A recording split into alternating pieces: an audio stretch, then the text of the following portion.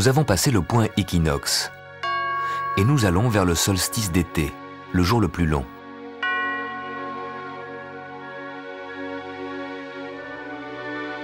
Les rayons du soleil nous arrivent à un angle de plus en plus droit.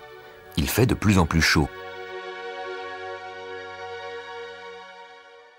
Au fur et à mesure que la Terre se penche vers le soleil, nous voyons le soleil passer plus haut dans le ciel. Sa trajectoire s'allonge. Les jours s'allongent. Si votre fenêtre donne à l'est, prenez un repère le matin. Vous verrez que tous les jours, le soleil se lève un peu plus à gauche.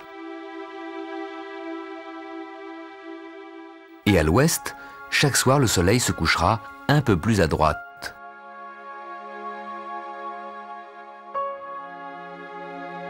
Si votre fenêtre donne sur le nord, prenez un repère à midi. Demain, l'ombre sur la façade de l'immeuble en face passera un peu plus bas qu'aujourd'hui. Et vers le sud, faites un repère sur le sol. À midi, la ligne entre ombre et soleil se rapprochera tous les jours un peu plus de la fenêtre. Tous ces petits trucs nous montrent le grand mouvement de la Terre qui se penche chaque jour un peu plus vers le soleil.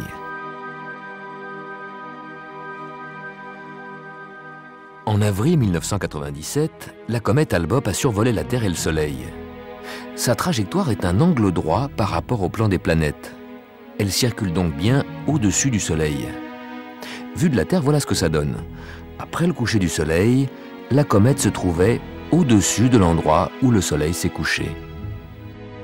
À peu près à la même hauteur que le croissant de la Lune. Ce qui rend une comète brillante et visible, ce sont les gaz qu'elle éjecte quand le Soleil la réchauffe. Ainsi, les comètes peuvent nous servir de thermomètre volant qui nous permettent de voir où il fait chaud et où il fait froid dans notre système solaire. Tant qu'une comète est aussi loin que Saturne, son noyau est gelé. Pas de queue, pas de chevelure. Sur Saturne, il fait moins 200 degrés. La comète s'approche de Jupiter, toujours pas de chevelure. Sur Jupiter, il fait moins 170 degrés.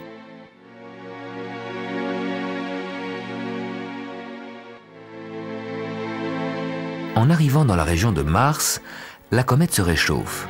C'est là qu'elle commence à éjecter des gaz, à développer sa chevelure. Sur Mars, il fait moins 30 degrés côté Soleil. C'est en s'approchant encore du Soleil et de la Terre que la comète déploie pleinement sa chevelure. La Terre est le seul endroit dans le système solaire où la température est clémente, 17 degrés en moyenne. Puis la comète s'éloigne, son noyau gèle à nouveau, sa chevelure disparaît, on ne la voit plus.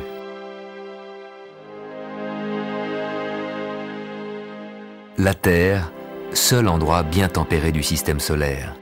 Seule planète où il y a de l'eau. Seul endroit qui permet la vie.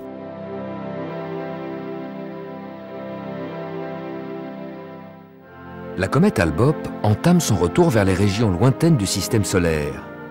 Alors qu'il y a parfois des comètes qui se font piéger. Par Jupiter par exemple, comme la célèbre petite comète Shoemaker-Levy qui en 1994 était passée trop près. Elle a été capturée par les énormes forces d'attraction de Jupiter et s'est mise à tourner autour de la planète géante sur une orbite en forme d'ellipse qui la faisait passer de plus en plus près. Le tiraillement des forces gravitationnelles finit par déchirer le noyau de la comète. Au tour suivant, ces fragments s'écrasèrent les uns après les autres sur l'épaisse atmosphère gazeuse de Jupiter, la première fois qu'un tel événement pouvait être photographié en direct.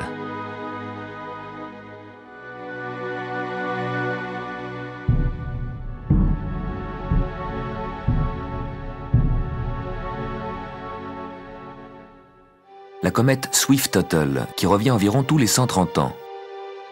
Elle passe si près de notre orbite que chaque mois d'août, la Terre traverse la traînée de débris que la queue de la comète a laissée sur son passage. La Terre fonce à 100 000 km/h dans ce nuage de météorites qui s'illumine en feu d'artifice d'étoiles filantes. Au dernier passage de la comète Swift-Tuttle, au XIXe siècle, les astronomes avaient calculé et prédit son retour. Mais les comètes ne sont pas tout à fait fiables. et Swift-Tuttle nous est arrivé avec plusieurs années de retard, en novembre 1992. La comète a croisé notre trajectoire alors que nous, on était encore ici. Et ce n'est que 9 mois plus tard, vers le 12 août, que la Terre traverse la trace de la comète. Le prochain rendez-vous avec cette comète, c'est en 2126. Mais là, attention, c'est prévu pour le mois d'août, le 14 août. La Terre sera déjà toute proche. Elle passera cette espèce de carrefour comme chaque année le 12 août. Si la comète n'arrive que le 14, tout va bien, on sera passé avant la comète. Mais si elle a 2 ou 3 jours d'avance, vos arrière-arrière-petits-enfants risquent une rencontre très serrée.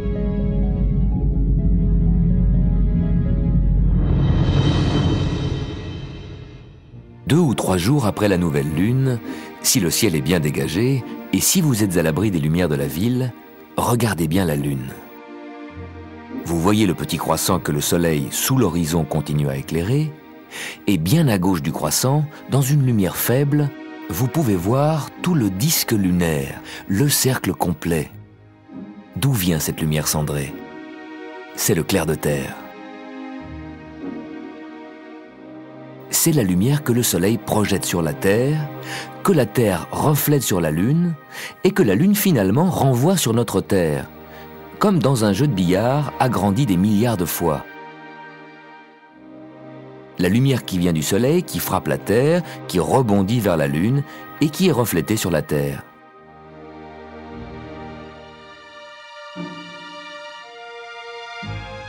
Le moment où on voit le mieux le clair de terre, c'est toujours la 3e, 4e et 5e nuit après la nouvelle lune. La 6e nuit, la lune sera tellement lumineuse que la brillance du clair de lune évincera le faible clair de terre. La lune, dans son périple autour de la Terre, va quitter le secteur où la Terre reflète le maximum de lumière dans l'espace. Le clair de terre va peu à peu s'éteindre pour réapparaître dans un mois.